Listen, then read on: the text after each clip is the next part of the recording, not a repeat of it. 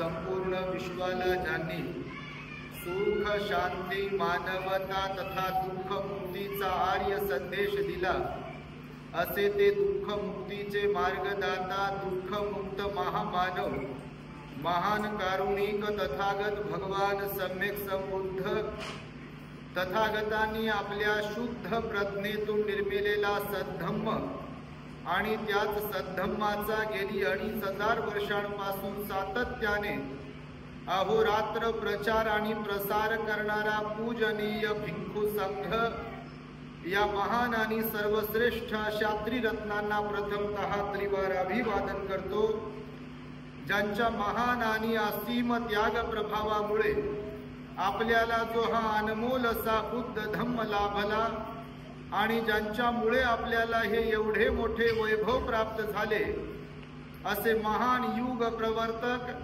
भारतीय राज्यघटनेचे शिल्पकार परमपूज्य बोधिसत्व डॉक्टर बाबासाहेब आंबेडकर या महामानवाच्या महान अशा धम्मक्रांतीमध्ये संपूर्ण जीवनाला समर्पित करून आज या मंगलमय दिनी आपल्या चंद्रपूर जिल्ह्यातील भद्रावती या ऐतिहासिक शहरामध्ये वास्तव्य करीत असलेल्या या लुंबिनी नगरातील श्रद्धावान धम्म उपासिका श्वेताताई निखिल या दोघा उभयंतांच्या माध्यमातून वाघमारे परिवारामध्ये जन्मास आलेल्या बालकाच्या नामकरण धम्म संस्काराच्या निमित्त या आपल्या लुंबिनी बुद्ध विहारात माझ्या समवेत उपस्थित असलेले प्युरिटी ऑफ माइंड या यूट्यूब चॅनलचे संचालक पूजनीय भिक्खू धम्मबोधीजी थेरो,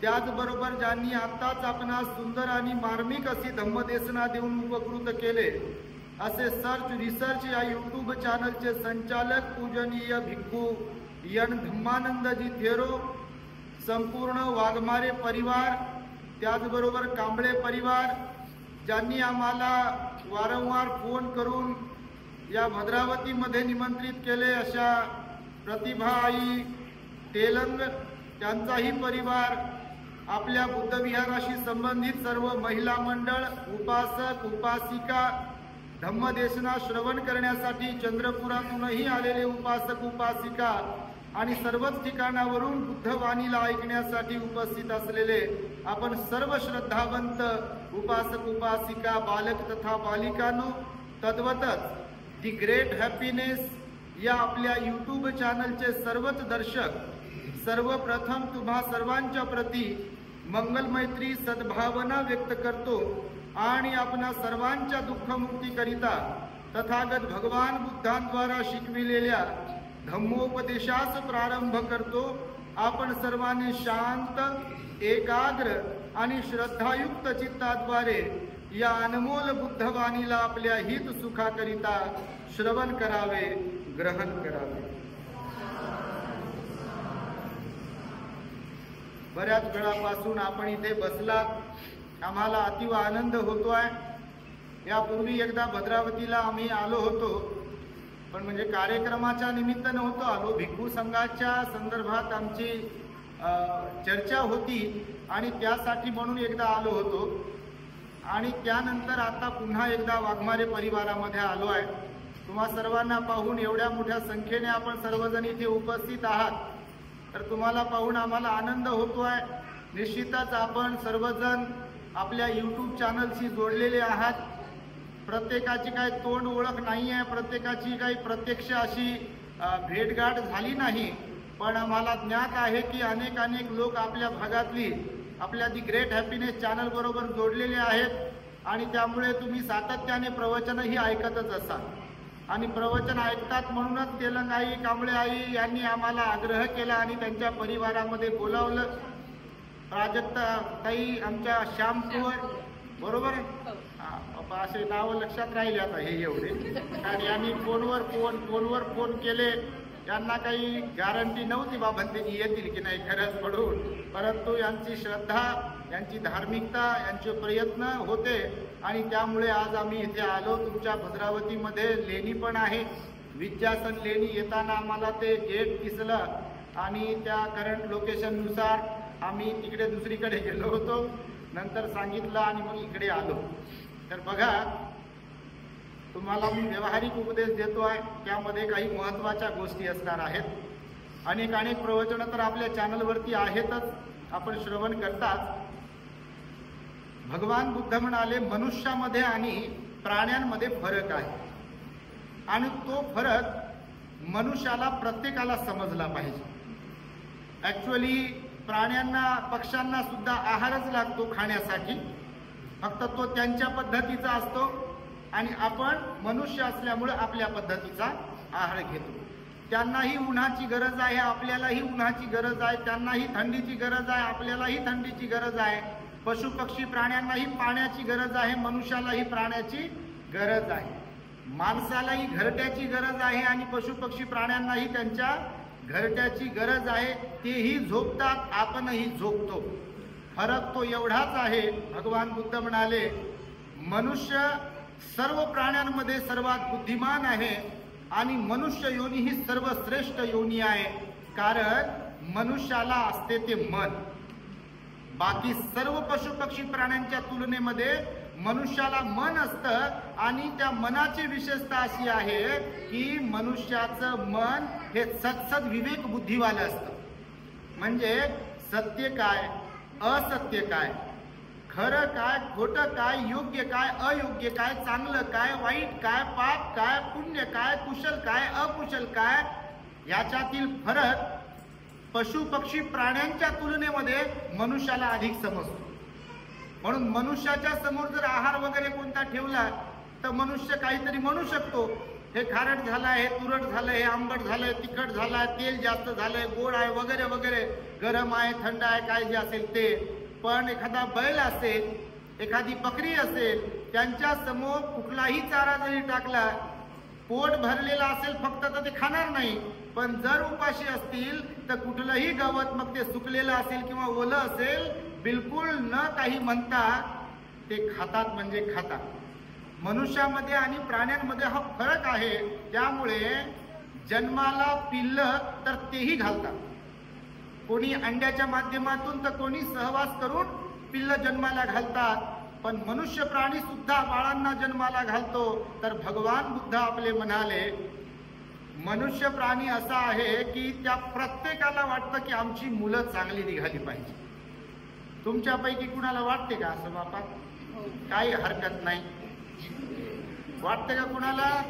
कोणत्याही जाती धर्माची लोक असू द्या, कोणत्याही वयोगटातील लोक असू द्या, प्रत्येकाची इच्छा एकतर अशी असते की आम्हाला संतती प्राप्त झाली पाहिजे, मूलबाळ झालं पाहिजे. मग ते मुलाला असो की मुलीला असो किंवा स्वतःला असो, बा मूलबाळ झालं पाहिजे, ही एक इच्छा असते. दुसरी एक इच्छा असते की सद्गुणी मुलं आमच्या घरात जन्माला आले पाहिजे. बरोबर आहे. तर सद्गुणी मुलं जन्मास आले पाहिजे अशी इच्छा तर प्रत्येकाला असते, अपेक्षा तर प्रत्येकाला असते. पण बुद्धाचं वचन असं आहे की भगवान म्हणाले या जगतामध्ये, या सृष्टीमध्ये ऑटोमॅटिकली म्हणजे आपोआप काहीच होत नाही. आता जो पाऊस आला बघा, मुसळधार पाऊस आला काही काही ठिकाणी बघा, जणू पावसाळाच आहे की काय असा पाऊस आला बघा. आता हिवाळा सुरू आहे का नाही, डिसेंबरची एंडिंग आहे आणि प्रचंड पाऊस आला बघा. आता हा विनाकारण आला असेल काय पाऊस?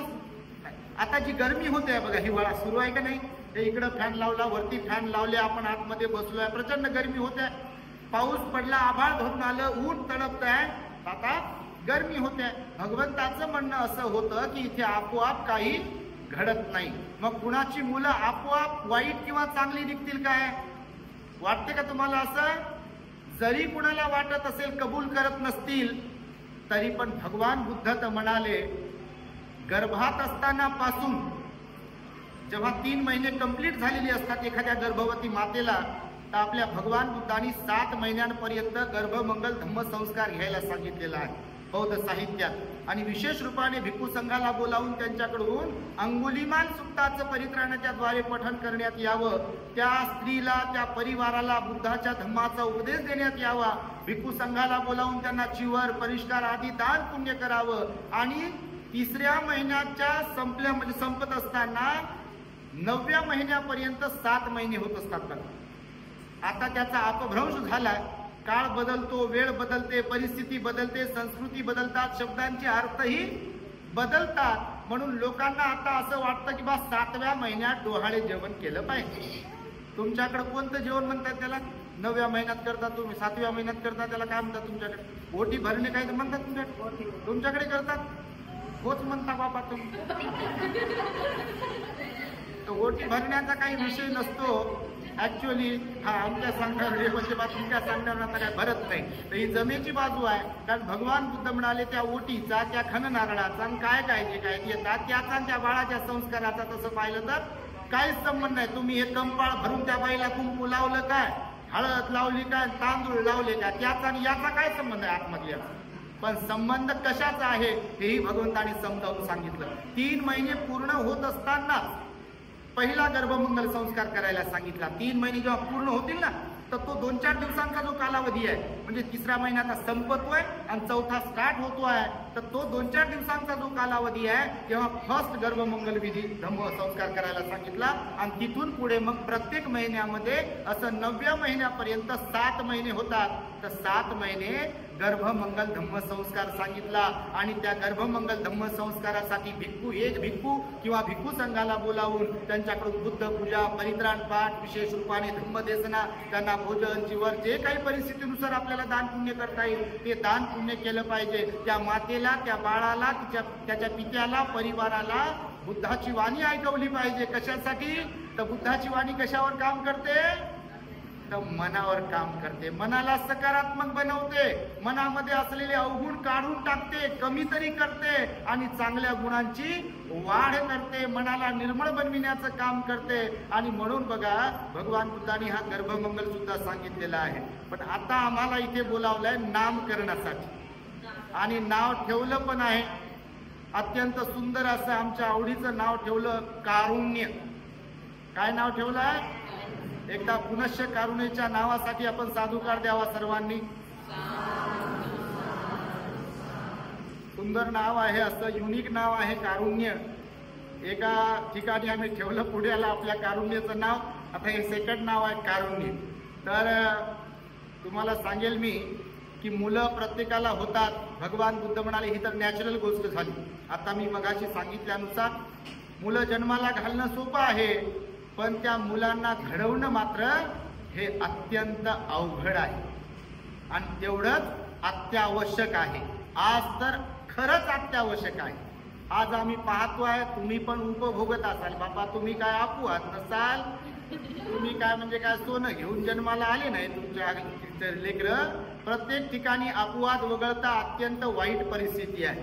शिक्षणाचं प्रमाण कितीही जरी वाढलं असेल, मुलं फर्स्ट क्लासमध्ये जरी पास होत असतील, टॉप मध्ये जरी येत असतील आणि खूप मोठ्या पगाराची नोकरी जरी मिळवत असतील तरी ते माता पित्याशी प्रामाणिक आहेत की नाही या प्रश्नांचं उत्तर जर लोकांना विचारलं तर बहुतांश लोकांकडून नकारात्मकच उत्तर मिळते बघा.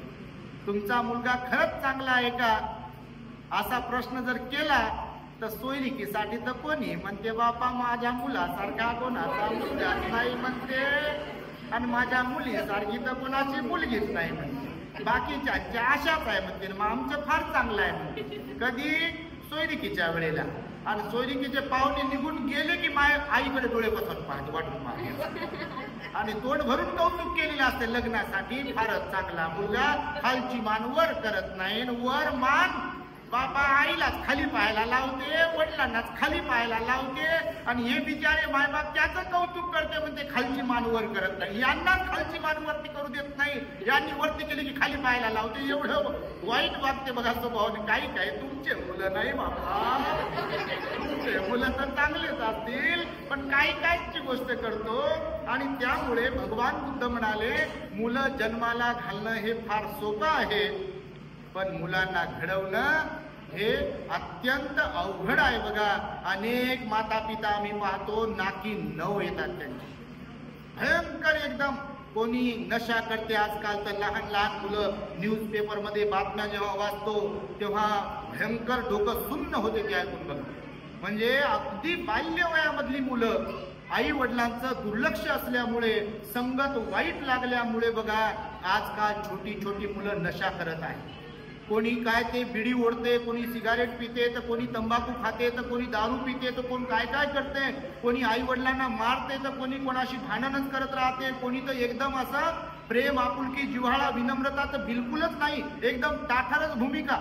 म्हणजे मम्मीचं ऐकत नाही, पप्पाचं ऐकत नाही. लोक आम्हाला म्हणतात भतीजाला घेऊन जाता का, जे चांगलं आहे ते घरीच ठेवते हो, आणि जे बिघडलं त्याला घेऊन जाता का म्हणते, म्हणते 10 दिवस दीक्षा देता का म्हणते याला. म्हणजे आमच्याकडे आणून 10 दिवसात जर सुधारलं नाही तर म्हणजे भंतीची बरोबर नाही म्हणते. म्हणजे हाताने आम्ही आमची फजिती करून दिली. म्हणजे असं गणित आहे बघा काही ठिकाणी. म्हणून भगवंताने सांगितलं की मुलांना घडवा. जसं त्याच्या कपड्यांवरती लक्ष देता लहानपणापासून देता ना, त्याच्या स्कूलमध्ये जाताना, तो क्लासला जाताना, मुलगा असो की मुलगी असो, सॉक्स फाटला का, खराब झाला का, धुवून देऊ का, नवीन घेऊ का, बूट चप्पल पॅन्ट शर्ट काय जे असेल ते, त्याचा पेन वही जे पाहिजे त्याच्या कितीतरी पट घेऊन देता बघा तुम्ही. त्याच्यावर किती लक्ष देता. पोरांच्या स्कूलवर लक्ष देता ना तुम्ही, शाळेवर शिक्षणावर लक्ष देतात. का लक्ष देतात? कारण शिक्षण घेतलं की पोटा पाण्याचा विषय संपतो, कारण उद्या नोकरी लागते ना, पैसा आला पाहिजे म्हणतात. बाकी पोरगा दारू पिणारा असेल तरी म्हणतात काही हरकत नाही, मग थोडीशी पिली तर काय होते. काही ठिकाणी ते बाबा असे म्हणते, पण जेव्हा ते आपल्याला त्रासदायक ठरते तेव्हा मात्र सर्व लोक एकदम असे काय म्हणून त्याला वैतागून जातात. प्रचंड त्रास होतो सर्वांना. आणि म्हणून तुम्हाला मी सांगेल की मुलांना काय शिकवलं पाहिजे. आपलं एक प्रवचन आहे आपल्या द ग्रेट हॅपीनेसला, खूप मोठी संपत्ती कमविण्यापेक्षा योग्य आणि उत्तम संतती निर्माण करता आली पाहिजे. नाहीतर तुम्ही संपत्ती कमविण्याच्या नादात संततीकडे जर दुर्लक्ष झालं तुमचं, तो कुठे जाते किंवा ती कुठे जाते, आपला पोरगा पोरगी कुणाच्या सोबत राहते, लक्षणं कसे आहेत, चांगलं वर्तन करते का, काही उद्धट बोलते का, प्रेमानं राहते का, शील आहे का त्याच्यामध्ये, सदाचार आहे का त्याच्यामध्ये, विनम्रता आहे का त्याच्यात, माता पित्यांचा मान ठेवते का बा, रिस्पेक्ट करते का, सगळ्यांशी व्यवस्थित राहते का, धार्मिक आहे का, श्रद्धावान आहे का, ह्याच्याकडे जर दुर्लक्ष झालं आणि फक्त मार्कशीटच पाहायचे, किती मार्क्स पडले, अच्छा 98%, हा दौंडी पिटवायचे, महापोरीनं 98% घेतले, महापोरानं 98% घेतले. हे मी तर म्हणतो बिलकुल चांगले मार्क्स घेतलेच पाहिजे, शाळेत तर हुशार असायलाच पाहिजे, पण त्याही पेक्षा आपल्या जीवनामध्ये कसं वागावं, कसं बोलावं, ह्याच्यामध्ये सुद्धा चांगले मार्क्स त्याला आपण देऊ शकलो पाहिजे. आणि ती सर्वात मोठी जबाबदारी जर कोणावर असेल तर कोणावर असते? आई वडिलांवरती ती जबाबदारी असते. आणि त्यामुळे मी नेहमी सांगतो, माता पिता जर ध्यानावर असतील, आई वडील जर ध्यानावर असतील तर मुलं ध्यानावर येऊ शकतात. आडातच नसेल तर पोहऱ्यात येत नाही अशी एक म्हण आहे बघा. म्हणजे आई वडिलांमध्ये चांगुलपणा नसेल, आई वडिलांमध्ये शील सदाचार नसेल, आई वडीलच धार्मिक नसतील, आई वडील ध्यानी नसतील, दानी नसतील, आई वडील म्हाताऱ्या लोकांचा सन्मान करणारे नसतील, सेवा करणारे नसतील, तर मुलांवरती संस्कार कोणता पडेल? तोच पडेल ना, का दुसरा पडेल कुठून?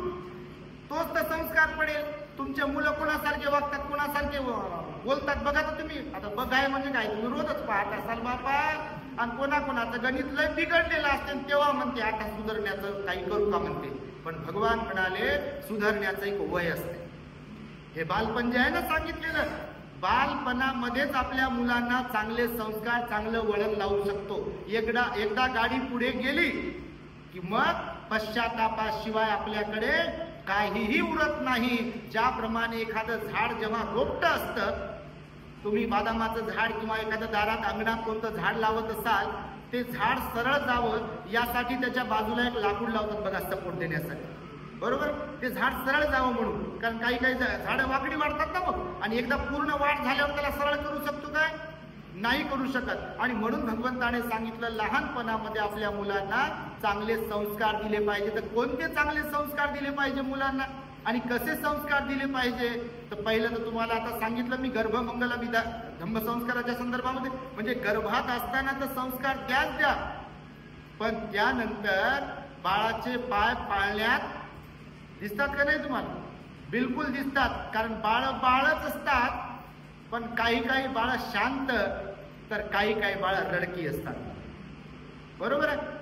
काही काही बाळ एकदम शांत राहतात, कोणाकडेही जातील, आणि काही काही बाळ एकदम उद्धट असतात, हट्टी असतात बघा. मी प्रवचनातून बऱ्याचदा सांगतो, एका ठिकाणी कार्यक्रमाला गेलो, दुसऱ्यांदा ती भगिनी गर्भवती होती. पहिल्यांदा काय त्यांना माहित नव्हतं बा आपल्यामध्ये पण गर्भमंगल धम्मसंस्कार आहे. तर दुसरे प्रवचन ऐकल्यामुळे त्यांच्यामध्ये फरक पडला आणि त्यांना वाटलं बा आपण गर्भमंगल संस्कार केला पाहिजे, भंतीजी सांगतात.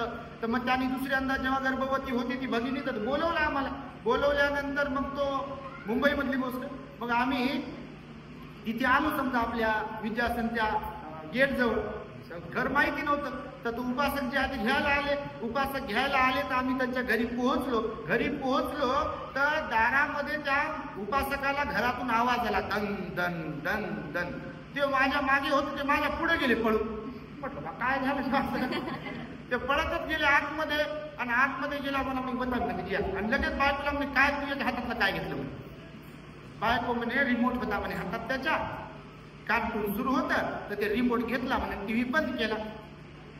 तर मग म्हणून असं झालं का? तर मी बसलो, पाणी वगैरे दिलं मला, की लगेच विचारला प्रश्न. बंदेजी म्हणे एक प्रश्न विचारायचा म्हणे मला. मी म्हटलं बा आता तुमच्याकडे आलो तर विचारा. तर म्हणे हा जो पोरगा आहे आमचा पहिला, म्हटलं तर हा खूपच हट्टी आहे म्हणे. म्हटलं कशाचा हट्ट करते? आक्रस्ताळेपणा करते म्हणे. हा याच्या हातातलं जर काही घेतलं, त्याच्या मनाच्या विरुद्ध जर काही झालं, तर म्हणे शांत राहते म्हणे, आणि भिंतीला डोकं हाणून घेते म्हणे, दन दन दन. आता म्हणे तुमच्या समोर जे मी धावत आलो पुढं, तर पोरगा असा भिंतीला डोकं हाणून घेत होता म्हणे, म्हणून मी पुढे आलो म्हणे, तुमच्या माफ करा म्हणे त्याबद्दल. तर हे असं का होते म्हणे? तुमचाही प्रश्न असेल असं. भगवान तर म्हणाले आपोआप काही होत नाही. तर ते म्हणे बा भंतीजी असं का होते? तर मी म्हटलं बा तुम्ही दोघं नवरा बायको? तुम्ही हो नवरा बायको आपली. म्हटलं बा खरं सांगतो तुम्हाला, मी काय तुम्हाला ओळखत नाही, आपला काय परिचय नाही, पण भगवंताच्या उपदेशानुसार तुम्हाला मी खरं सांगतो. तर ते म्हणे काय? ह्याचा जो स्वभाव आहे, म्हटलं बा मी तुम्हाला ओळखत नाही, पण एक तर तुमचा तरी असा स्वभाव असेल, नाही तर तुमचा तरी असा स्वभाव. तर तो उपासक म्हणजे भंती तुमचा 100% खरं आहे, हिचा असाच स्वभाव आहे. मी म्हटलं बाबा माझ्यासमोर काय भांडण करू नका, मी काय भांडण लावायला नाही आलो, मी काय भविष्य पाहत नाही, पण तुम्हाला भगवंताच्या उपदेशानुसार सांगितलं की हा परिणाम तुमचाच आहे. कारण तुम्ही जन्माला घातले तर तुमचे संस्कार येतील ना त्याच्यामध्ये. बिलकुल. तर म्हणे भंतीजी तुमचं खरा म्हणे, हिला मी किती वेळा समजून सांगितलं, मी अगोदर पासून तुमचे प्रवचन ऐकत होतो, पण ही काय प्रवचन ऐकत नव्हती म्हणे, आणि हिला समजून सांगायचं बा भंतीजी असं सांगतात, भंतीजी तसं सांगतात. यांची गोष्ट नाही बाबा, हे तर प्रवचन ऐकत होते, ते सांगतो घडलेली घटना. तर ते म्हणे भंतीजीच्या मनाच्या विरुद्ध झालं की भांड आदळ, स्वयंपाक करू नको, धुनच कपडे तसे ठेवायचे, स्वतः उपाशीच राहायचं, बोलायचंच नाही, मौनच बाळगायचं, असं म्हणे स्वभाव आहे म्हणे भंतीजीचा. माफ करा म्हणे, हिचा काय अपमान करत नाही, पण आता तुमच्या समोर सांगू शकतो म्हणे, दुसऱ्याला सांगितलं तर निंदा होईल म्हणे बा, तर तुम्हाला सांगतो, तुम्ही कल्याण मित्र आहे म्हणे बा, म्हणून तुम्हाला सांगतो. मी म्हटलं पहा, तुमचं म्हणणं जरी खरं असेल, भांडण फक्त करू नका. तर म्हणे भंतीजी याच्यावर काय करा, त्यांना उपदेश केला. मग मी त्यांना म्हणालो, बघा हा परिणाम आहे आणि तुमच्याकडेही तसा परिणाम असेल. मी नेहमी आपल्या लोकांना सांगत असतो, स्लम एरियामध्ये राहणारी जी लोक असतात, मायबाप म्हणून जे बाप म्हणून असतात, ते जर दारू पित असतील तर 99.99% तो मुलगा जर दारू पिणारा नाही निघाला तर काय राहील.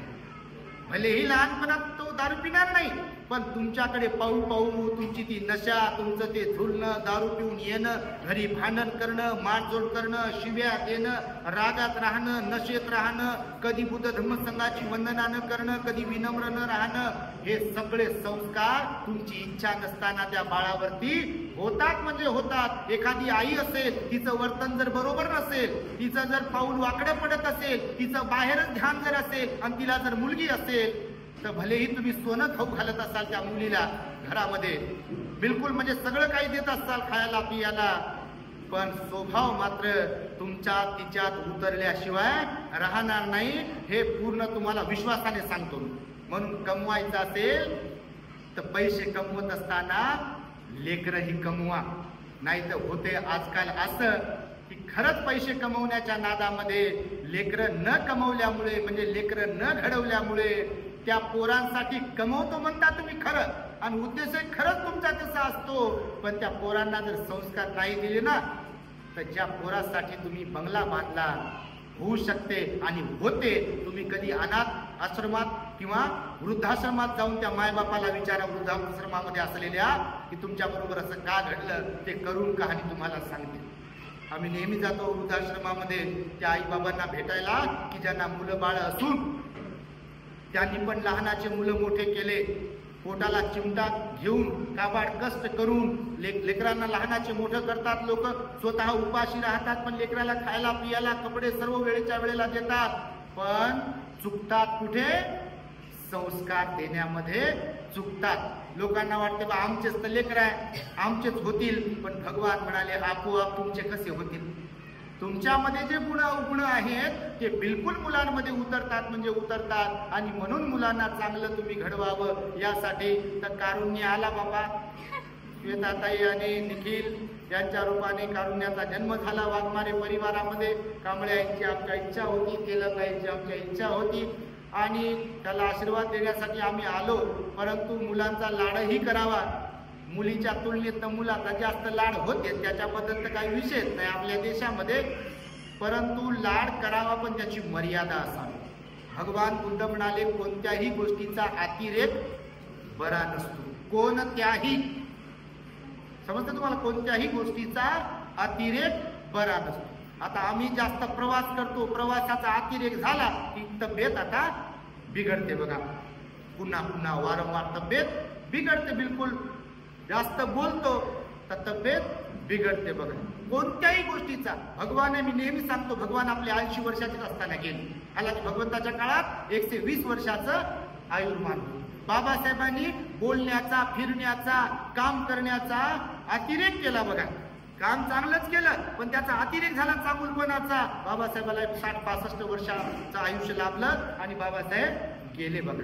त्यामुळे मी हे यासाठी तुम्हाला सांगतो आहे की धन दौलत श्रीमंती ह्या सगळ्या गोष्टी कमवत असताना मुलं घडवले पाहिजे, याची गरज आहे. कारण आज आपण पाहतो आहे, अगोदरच्या काळात संयुक्त कुटुंब होतं, आज घराघरात विभक्त कुटुंब आहे. कोणी कोणामध्ये नाही आहे, पैसा बिसा सर्व काही आहे, गाड्या आहेत, नोकरी आहे, सर्व आहे, परंतु आई सोबत कितीतरी वर्षांपासून लेकरं राहत नाही. बहीण भावाची भेट कितीतरी वर्षांपर्यंत होत नाही.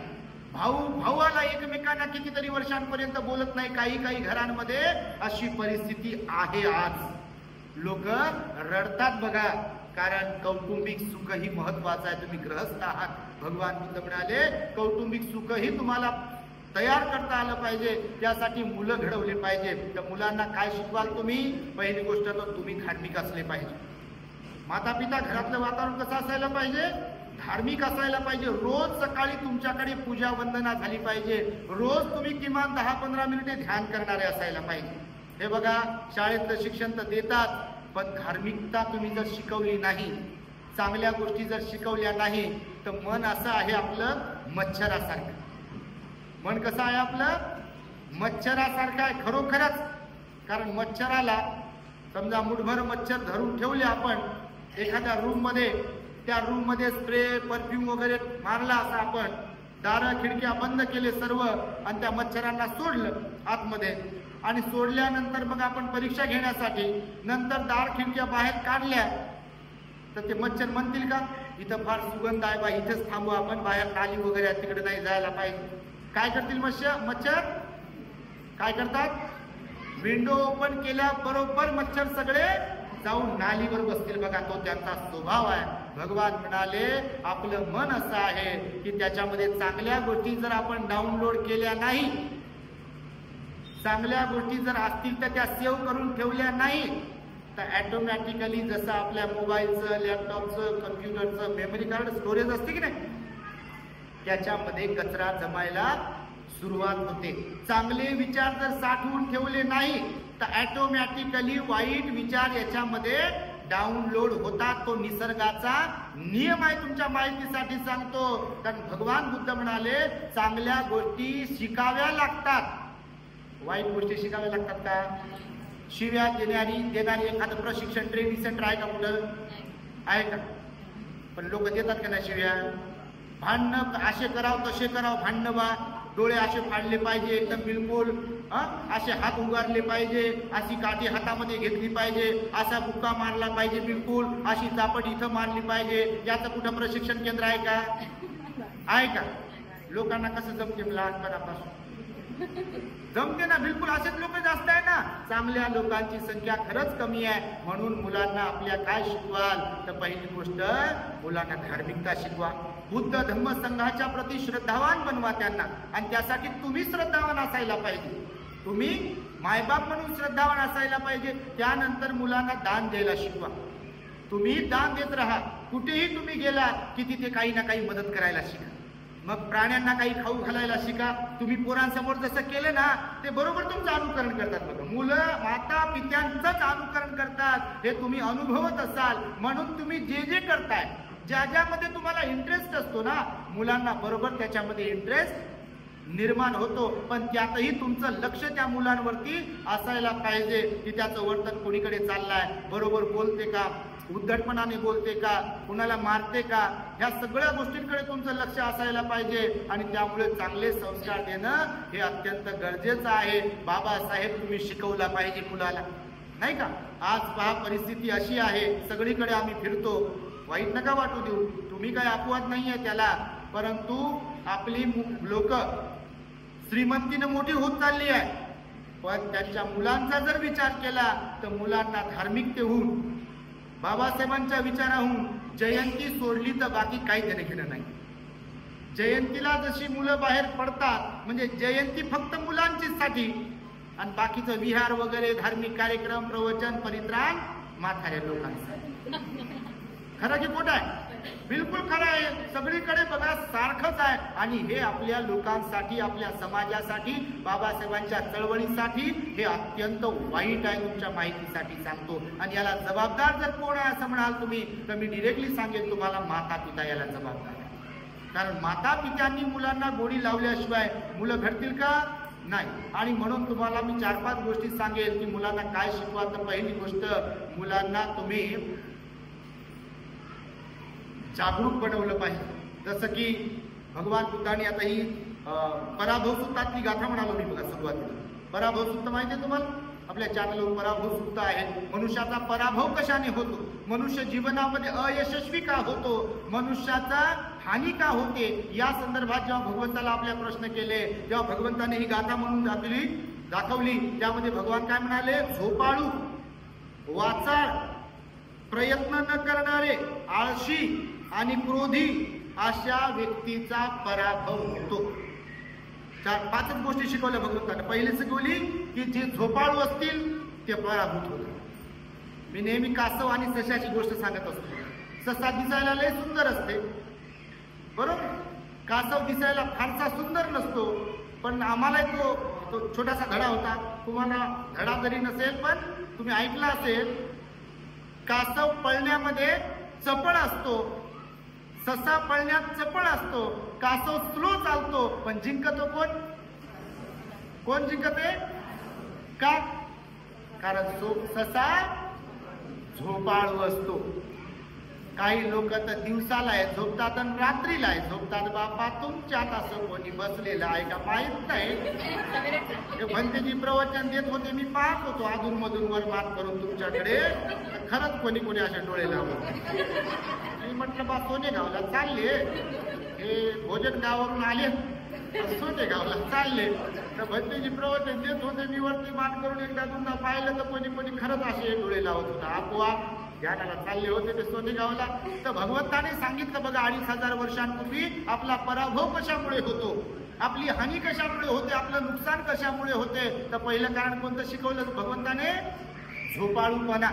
झोपाळूपणा चांगला नाही. आणि खरंच त्या झोपाळूपणामुळे एक तर आपलं आरोग्य धोक्यात येते आणि झोपाळूपणामुळे चांगल्या चांगल्या गोष्टी करायच्या राहून जातात. आणि काही काही तर लोक म्हणतात मग काय करावं, म्हणजे कामधंदा काहीच नाही, काय करावं. जेव्हा जेवण केलंय, कामधंदे झाले तर झोपायचंच काम आहे म्हणते. तर रात्र झोपण्यासाठी दिली आणि दिवस जागण्यासाठी दिला. काही कामधंदे करा. नाही कामधंदे करता आले, नाही तुम्ही वाचता लिहिता आलं, आता आम्ही काम लावून दिलं तुम्हाला युट्यूबच्या माध्यमातून. युट्यूबच्या माध्यमातून काम लावून दिले ना. समजा तुम्ही म्हणत असाल आम्हाला वाचता येत नाही, लिहिता येत नाही, काय करावं? तर मुलांकडून शिकून घ्या युट्यूबचे प्रवचन कसे लावायचे ते. नाही तर मुलांकडून लावून घ्या घरातल्या कोणा, आणि दिवसभर प्रवचन आहे का भगवंताची वाणी ऐकत राहा ना. इकडं प्रकाश पडते, कारण हे अंधारातच राहते कोणाकोणाचं. वय वाढते पण इकडे अंधार किर असते. काही काही ठिकाणी वय वाढत जाते पण हे खालीच राहते वरचा मजला. आणि म्हणून भगवान बुद्धाची वाणी ऐकावी. आळसामध्ये आपण आपलं जीवन वायाला, झोपेमध्ये राहून आपलं जीवन वायाला घालवू नये म्हणाले भगवान बुद्ध. आणि त्यामुळे हा पहिला अवगुण सांगितला भगवंताने झोपाळूपणाचा. म्हणून ससा किती सुंदर असला आणि आपणही किती सुंदर असलो आणि कासवाला हिरवत असलो की कासव काय माझ्या पुढे जाईल, पण आपल्यामध्ये जर झोपाळूपणाचा अवगुण असेल तर कासव आपल्या पुढे निघून जाऊ शकतो.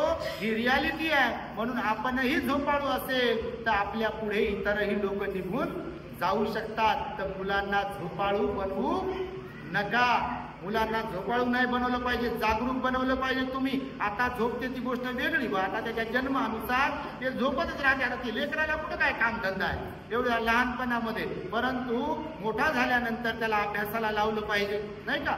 झोपेतून त्याला जागं केलं पाहिजे. बाबासाहेब म्हणाले जागृतीचा विस्तव तुम्ही कधीही विजू देता कामा नये. तुम्ही जागरूक असायला पाहिजे, तुम्ही सावध असायला पाहिजे, तुम्ही सतर्क असायला पाहिजे. आणि त्यामुळे हा पहिला अवगुण भगवान बुद्ध म्हणाले आपल्या मुलांपासून आपण दूर ठेवला पाहिजे. दुसरी गोष्ट तर आपण सभाप्रिय असतात काही काही लोक. बघा आता निवडणुका झाल्या बघा, प्रचंड गर्दी असायची निवडणुकीचे भाषण ऐकायला काही काही. किंवा काही सभाप्रिय किंवा वाचाळ म्हटलं भगवंताने. वाचाळ म्हणजे काही काही मुलं बडबड करण्यामध्ये, व्यर्थ बकवास करण्यामध्ये, खोटं बोलण्यामध्ये एकदम पटाईत असतात. तर भगवान बुद्ध म्हणाले आपल्या मुलांना मौन राहायला शिकवा. जे योग्य आहे, जे कामाचं आहे तेच बोलायला शिकवा. बुद्धाची वाणी बोलायला शिकवा त्यांना. बाबासाहेबांचा विचारांचा प्रचार प्रसार करायला शिकवा मुलांना. परंतु त्यांना वाचाळ बनवू देऊ नका. आणि त्यासाठी तुम्ही मायबाप म्हणून तसे वाचाळ असाल तर मुलं वाचाळ होतील, असं भगवंताचं म्हणणं आहे. तिसरा गुण सांगितला भगवंताने की आपण मुलांना शिकवलं पाहिजे, तो म्हणजे मेहनती मुलांना बनवलं पाहिजे. काही काही घरी बघा, काही काही परिवारात आम्ही पाहतो की आई वडिलांनी कमवलंय म्हणून मुलं काहीच करत नाहीत. बघा आई वडिलांनी भरपूर कमवून ठेवलं, म्हणतात आम्हाला काही करण्याची आवश्यकता नाही आहे. तशी मुलं माता पित्याने कमवलेल्या धनाला उद्ध्वस्त करू शकतात. म्हणून लहानपणापासून आपल्या मुलांना हा एक संस्कार द्यावा, त्यांना दीर्घोद्योगी बनवावं. काय बनवावं? दीर्घोद्योगी, त्यांना मेहनती बनवावं, त्यांना संघर्षवान बनवावं, संघर्षशील बनवावं, मेहनतीचं कष्टाचं त्याला महत्व समजून सांगावं, मेहनत केली पाहिजे, काबाड कष्ट केले पाहिजे हे त्याला समजून सांगितलं पाहिजे. हा एक संस्कार तुम्ही तुमच्या मुलाला देऊ शकले पाहिजे. चौथा सांगितलं भगवंतानं आळसापासून त्याला दूर ठेवलं पाहिजे. अनेक मुलं बघा अभ्यास असेल किंवा चांगल्या गोष्टी असतील त्याच्यापासून वंचित राहतात. आळस असतो प्रचंड त्यांच्यामध्ये आणि आळस हा कामाचा वैरी सांगितलेला आहे आणि आळसापासून आपल्या मुलांना अलिप्त ठेवण्याचा प्रयत्न केला पाहिजे. त्यासाठी घरामध्ये तसं वातावरण असायला पाहिजे. बघा घरातच आळशी वातावरण असेल तर मुलांवर तसा संस्कार होईलच होईल. पाचवा आणि शेवटचं पॉईंट भगवंतानं सांगितलं. सुरुवातीला मी जे आता मुंबईची घटना सांगितलं तुम्हाला की मुलांना क्रोधापासून, चिडचिडेपणा, हट्टीपणा, रागीटपणा ह्याच्यापासून तुम्ही अलिप्त ठेवू शकले पाहिजे. पण त्यासाठी तुमच्याकडे विनम्रतेचा सद्गुण असणं अत्यंत जरुरी आहे. नाहीतर वडील म्हणून तुम्ही घरामध्ये चिडचिड करत असाल, आई म्हणून तुम्ही घरात चिडचिड करत असाल, तुम्ही नवरा बायको दोघं भांडण करत असाल, वाद करत असाल, बिलकुल धक्क्याला बुक्का असा तुमचा स्वभाव असेल तर मुलावर त्याचा दुष्परिणाम होईल की नाही? होईल की नाही? असं विचारल्यावर लोक मुकत बसतात. तुमची इच्छा बिलकुल नसते की मुलगा बिघडावा, मुलगा आपल्यासारखा व्हावा. कोणत्या आईला वाटेल, कोणत्या वडिलांना वाटेल की आपले अवगुण मुलांमध्ये उतरावेत म्हणून. परंतु तुमची इच्छा त्या बाबतीत असो नसो, तुमचं वर्तन जसं असते बिलकुल मुलांमध्ये ते उतरते म्हणजे उतरते. ह्यामध्ये तिळमात्र शंका नाहीये. शाळेतलं शिक्षण हे पैसे देऊन तुम्ही घेता, परंतु जीवनाचं जे शिक्षण आहे जीवनावश्यक त्याचं बाळकडून घरातूनच बाळाला मिळत असते. आणि लहानपणामध्ये म्हणून तुम्ही मुलांवरती संस्कार टाकले पाहिजे, मुलांना प्रेमळ बनवलं पाहिजे, त्याच्यामध्ये आपुलकी, जिव्हाळा तुम्ही भरवली पाहिजे, त्याच्यात विनम्रता तुम्ही भरवली पाहिजे, रागापासून, रागीटपणापासून त्याला अलिप्त ठेवलं पाहिजे. कारण जर त्याचा स्वभाव रागीट बनला एकदा, संस्कार असे असतात की ते जर घट्ट बनले, मजबूत बनले तर ते नंतर बदलणं मोठं अशक्य होते. बघा काल परवाला एक फोन आला मला, 15 वर्षाचा मुलगा आहे म्हणे भंतेजी, तो काय नशा करतो, आई वडील गेले त्याचे, मामाकडे राहतो आणि सर्व घर डोक्यावर घेतलं म्हणे आणि आम्हालाही मारतो, म्हणजे नातेवाईकांनाही मारतो. 15 वर्षाचा मुलगा, ह्याला भंतेजी बनवायचंय म्हणे आम्हाला. तर मी आता तुम्हाला सांगितल्यानुसार मी म्हटलं बा कायमचं देत असाल तर घेतो, तुम्ही आमच्याकडे म्हणजे दवाखान्यासाठी पाठवत असाल, हा बरा व्हावा आणि आमच्याकडे यावा, तर म्हटलं बघा देऊ नका आमच्याकडे. तर ते म्हणाले विचार करून सांगतो. तर बघा ह्या 5 गोष्टी तुम्ही मुलांना शिकवल्या पाहिजे असं मी तुम्हाला या उपदेशाच्या माध्यमातून सांगतोय. आणि सरते शेवटी तुम्हाला एक वृत्तांत सांगतो की मायबापाकडूनच सर्व काही मुलं कसे शिकतात आणि एकदा का ते संस्कार मुलांना प्राप्त झाले की मोठं झाल्यावर त्याला बदलू शकत नाही आपण. नंतर पश्चातापाशिवाय आपल्याकडे काहीही उरत नाही. तर तुम्ही दृष्टांत ऐकला असेल, आम्ही नेहमी दृष्टांत सांगतो, तुम्ही प्रवचन ऐकणारे आहात. एक ठिकाणी एक अंध पती पत्नी होते, दाम्पत्य. अंध पती पत्नी समजतं, दोघेही डोळ्याने अंध होते. अंध होते म्हणून भीक मागायचे आणि त्याच्यावर आपला गुजारा चालवायचे, आपली पोटाची खळगी भरायची. पुढे चालून त्यांना एक मुलगा झाला. बघा तुम्ही, मी सांगतो संस्कार कसे प्राप्त होतात ऑटोमॅटिकली, कशी लिंक असते संस्काराची. तर मग ते अंध पती पत्नी जे होते त्यांना पुढे चालून मुलगा झाला. तो मुलगा लहानाचा मोठा झाला. विषय असा होता की ती जी पत्नी होती तर ती पत्नी पण अंध होती, तो पती पण अंध होता. तर स्वयंपाकाला जेव्हा ती पत्नी बसायची तेव्हा एक मांजर यायची आणि हिने बनवलेल्या चपात्या, भाकरी वगैरे ज्या काही असायच्या ती मांजर घेऊन जायची. आता दोघेही अंध असल्या कारणाने त्यांच्या काही लक्षात येत नव्हतं की नेमकं चपात्या कोण नेत आहे. एक दिवस झालं असं की ती महिला चपाती टाकताना मांजरीतला तिचा हात लागला आणि मांजर ओरडलं. तेव्हा लक्षात आलं की आपण ज्या चपात्या दुरडीमध्ये टाकतोय तर ते कोण खाते? मांजर खाते. मग मांजर येते आपण अंध असल्यामुळं आणि चपात्या घेऊन जाते खाते, आपल्याला राहत नाही शिल्लक, म्हणून तिने नवऱ्याला सांगितलं की तुम्ही एक काडी घ्या आणि दरवाजामध्ये ते दंडा तुमचा दंडा समजतो तुम्हाला, दंडा समजलं की नाही, काठी घेऊन तुम्ही दरवाजात बसत राहा जेव्हा मी स्वयंपाक करत राहील आणि दरवाजावर ढन ढन ढन ढन ती काडी वाजवत राहा. कारण तुम्हाला दिसत नाही मांजर आलेली आणि मलाही दिसत नाही, पण तुम्ही मग दरवाजावरती काठी वाजवाल तर मग ती मांजर काही येणार नाही. तो नवरा म्हणे ठीक आहे. तर मग नित्यक्रम त्यांचा सुरू झाला. जेव्हा कधी ती अंध पत्नी स्वयंपाक करायला बसायची तेव्हा तो माणूस काठी घेऊन दरवाजावर ती काठी मारायचा, मग तो आवाज व्हायचा डन डन डन डन. तर असं करता करता मांजरीचं येणं बंद झालं. तो जो मुलगा होता तो पाहायचा, मुलगा जो जन्माला आला त्यांच्या घरामध्ये तो मात्र अंध नव्हता. त्याला दोन्ही डोळे चांगले होते आणि त्याचे दोन्ही डोळे चांगले होते. तर मग तो मुलगा हे आई आणि वडिलाचं हे जे नित्यक्रम होता, आई स्वयंपाकाला बसली की वडील दरवाजात बसायचे काठी घेऊन आणि दरवाजावरती काठी मारायचे. असं पाहत पाहत तो मुलगा लहानाचा मोठा झाला. मुलगा आला लग्नाला, मग मुलाचं लग्न लावून दिलं आणि लग्न लावून दिल्यावर मग सुनबाई आली. मग सुनबाई आल्यावर चुली जवळची जागा बदली झाली. सासू स्वयंपाक बनवायची अगोदर, आता सुनबाई बनवायची स्वयंपाक. मग सुनबाई स्वयंपाक बनवायची. तर मग हा तिचा जो नवरा होता डोळेवाला म्हणजे या पतीचा मुलगा, तर त्याला वाटलं बा आता ड्युटी जर बदलली, आईची ड्युटी बदलली तर बाबांची ड्युटी बदलली पाहिजे. मग तो काठी घ्यायचा, त्याची बायको जेव्हा स्वयंपाक करायला बसायची आणि तो दरवाजात बसून त्या दरवाजाला काठीने मारायचा. आता ही बायको नवीन होती, त्याची बायको नवीन होती तर बाबा नवीन कोण बोलते, नवीन खालीच मान घालत असेल. 6 महिने वर्षभर आणि एखादं लेकरू जेव्हा होते तेव्हा सत्तेची चाबी हातात येते. मग म्हणते मला मारतो का तू, बापा विचारू नका. त्या दिवशी एक जण म्हणे म्हणते की आमची सुनबाई लेकालाच मारते म्हणे, तुम्हाला काय सांगू म्हणे, हे कुठं सांगू शकत नाही म्हणे. मी खरंच तुम्हाला सांगू असं होतंय असेल बाबा, तुम्ही नसेल कारण तसं करू नका. पण ते झालं असं की तो पोरगा मारायचा. ही त्याची बायको त्याला काही दिवस काही असं या बाबतीत बोलली नाही. तिला वाटलं बा आपण कसं काय बोलायचं, यांचा काही कार्यक्रम असेल असा ठरलेला.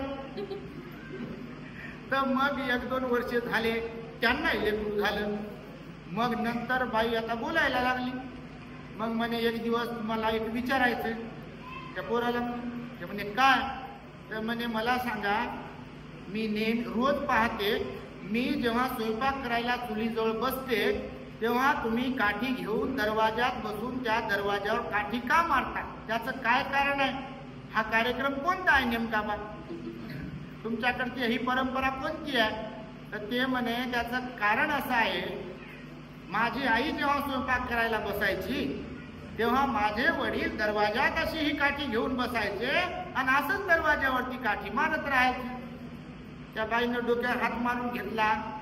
तर ती म्हणे बा ते आई वडील तर आपले अंध आहेत, त्यामुळे काहीतरी त्यांचा कार्यक्रम असेल तसा कुत्रा मांजर येऊ नये म्हणून.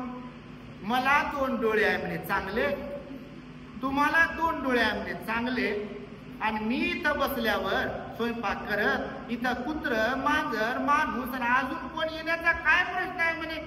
ते तर डोळ्यानं अंध आहे म्हणे, तुम्ही तर बुद्धीनं अंध आहे म्हणे. एवढे दिवस मला बोलायचं होतं म्हणे, राहून गेलं तसंच म्हणे. तुम्ही तर आपलं अंध आहे म्हणे, बिलकुल तुम्हाला डोकं नाही असं वाटत आहे म्हणे मला, की काय गरज आहे म्हणे त्या दरवाजावर काठी मारण्याची. एवढे दिवस झाले मी तुम्हाला विचारलं नाही. तर विषय असा आहे, याचं तात्पर्य सारांश असा आहे की बघा त्या मुलाचं लग्न झालं, बायकोनं लक्षात आणून दिलंय, तोपर्यंत त्याला कळालं नाही नेमकं यातलं गुपित काय आहे. असं होते बऱ्याचदा. गाडी फार पुढे निघून जाते आणि तरी आपल्याला समजत नाही, कारण आई वडिलांकडून मिळालेले जे कोणते संस्कार असतात तेच संस्कार मुलांना प्राप्त होत असतात. मग चांगले संस्कार असतील तर ते कामी पडतात, कामी येतात सुखी जीवन जगण्यासाठी. पण नको ते संस्कार जर भेटले मुलांना आपल्याकडून तर त्यांच्याही जीवनाचं वाईट होते, त्यांचं जीवन उद्ध्वस्त होते, नको त्या मार्गाला ते लागतात. जसं काल परवाला एका ठिकाणी आम्ही गेलो, तुमच्याकडे काय आहे माहीत नाही, त्या तिकडं नागपूरच्या पलीकडे म्हणे कोणतं टाकळ घाट की काय आहे म्हणे, ते उपासक म्हणे भंतीजी त्याच्यावर बोला म्हणे जरा, आपले लोक म्हणे तुम्ही ते गाणं सांगता म्हणे, खरंच तसंच आहेत म्हणे आमच्याकडचे लोक. मी म्हटलं कसे ते भीमके लागते जिगर, अर्ध्यापेक्षा कमी इधर, अर्ध्यापेक्षा जास्त उधर, असे आमच्याकडे लोक आहे म्हणे. हॉलमध्ये एक राहते म्हणे, किचन मध्ये त्या देवारात भलतच काय काय राहते म्हणे भंती, त्याच्यावर बोला बा. तर मी बोललो बा, आपण बोलतो कारण आपलं तत्व ठरलेलं आहे, गोळ्या घालण्याचं इंजेक्शन देण्याचं. आणि ते बोललो तर ते लोक म्हणे भंतीजी तुमच्या गोळ्या लागू झाल्या म्हणे, आणि आम्हाला आमच्या महिलांमधल्या काही महिलांनी सांगितलं म्हणे बाई आम्हाला आजपर्यंत हे काही माहीत नव्हतं, बाबासाहेबांचा त्याग वगैरे जे काही भंतीजीने शिकवला सांगितला म्हणे, आणि भगवान बुद्धाचा सुद्धा धम्म आम्हाला माहीत नव्हता म्हणे. आता भिक्षू संघाकडून तुम्ही माहीत करून दिला, कारण ते युट्यूबच्या आपल्या चॅनलला त्यांनी सबस्क्राईब केला, आणि मग ते सर्वांना ऐकवतात, विहारामध्ये पण ऐकवतात, त्या भोंगावर लावतात. भोंगा असतं विहाराचा स्पीकर बघ, त्याला माईकवर का कशाला तरी ते पिन लावते ती मोबाईलची, आणि ते सगळ्यांना ऐकवते, मग सगळ्या गावातल्या लोकांना. आणि मग ते बदल झाला म्हणे त्यांच्यामध्ये, ही फार चांगली जमेची बाजू आहे. आणि म्हणून तुम्हाला मी हे यासाठी म्हणून सांगतो, कारुण्याला तुम्ही घडवावं. निखिलने आणि श्वेताने आणि वाघमारे आईने, कांबळे आईने, परिवाराने सर्वांनी कारुण्याला त्याच्या नावानुसार बनवावं, कारण त्याच्यामध्ये भगवान बुद्धाचं कारुण्य नावामध्ये त्याच्या आहे. भगवान आपले महाकारुणिक होते नाही का. आपण पण करुणावान असलो पाहिजे, आपल्यामध्ये दया असायला पाहिजे, प्रेम असायला पाहिजे, आपुलकी, जिव्हाळा, परोपकार आपल्यामध्ये असायला पाहिजे. जर आपल्यामध्ये आई वडील म्हणून जर हे सद्गुण असतील तर मुलांमध्ये निश्चितपणे हे गुण उतरतात, म्हणजे उतरतात. आणि मी पुनश्च तुम्हाला लक्षात आणून देतो की मुलांना संपत्तीवान बनविण्यापेक्षा मुलांना चांगलं सुसंस्कारी घडवा, अशी एक अपेक्षा तुम्हा सर्वांकडून व्यक्त करतो.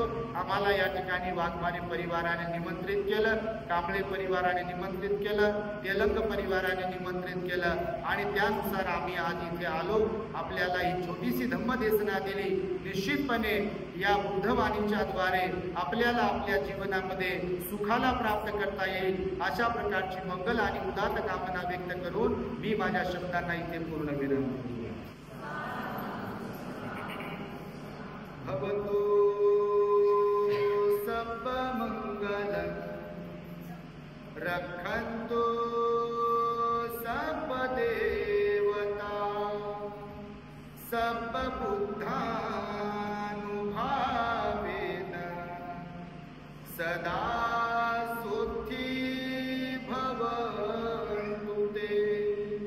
भवतु सब मंगल रक्षन्तु सब देवता सब धर्मानुभावेन